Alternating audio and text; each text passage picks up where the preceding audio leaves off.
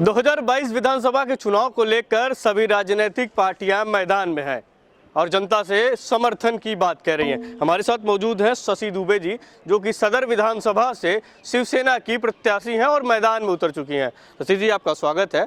आप भी अब चुनावी मैदान में हैं, तो किन मुद्दों को लेकर जनता के बीच में जा रहे हैं?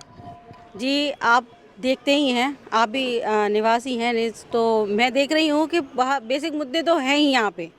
जैसे कि मैं पहले भी बता चुकी हूँ, यातायात का थोड़ा ख़राब है माहौल कि आपको अगर 10 मिनट का दूरी तय करनी है तो आपको 1.5 घंटा लग जाएगा। अगर मान लीजिए ज़रा जाम लगता है और ज़रा गाड़ियाँ आड़ी टेढ़ी होती हैं तो मेरे जहन में सबसे पहले ये है कि यहाँ प्रॉपर व्यवस्था होनी चाहिए, ट्रैफिक रूल होने चाहिए और ट्रैफिक पुलिस का पूरा ध्यान होना चाहिए इस ओर कि कहाँ ज़्यादा ट्रैफिक है तो हम उसको कैसे कन्वर्ट करें सब, और उससे भी पहले रोड अच्छे होने चाहिए।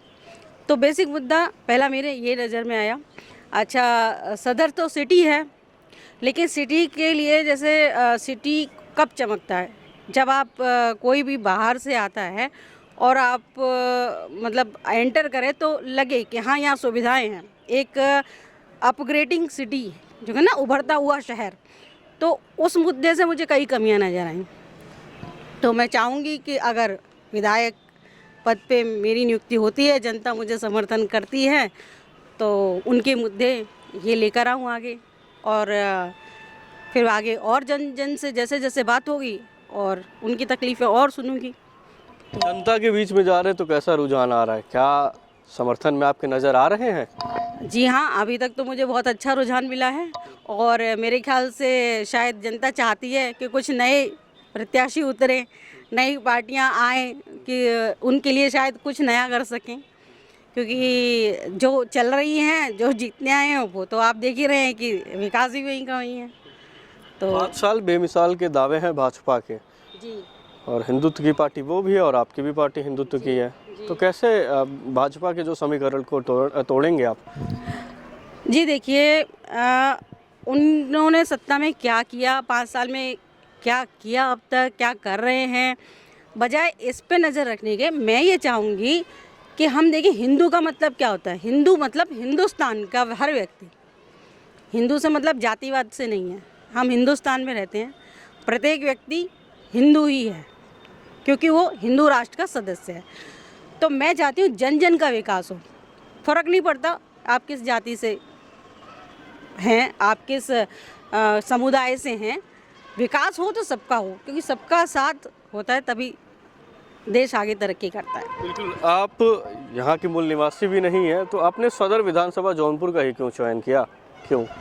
देखिए, सदर विधानसभा पहली बात तो मेन सिटी है और मैं यहाँ से नहीं हूँ, ये आप भी जानते हैं।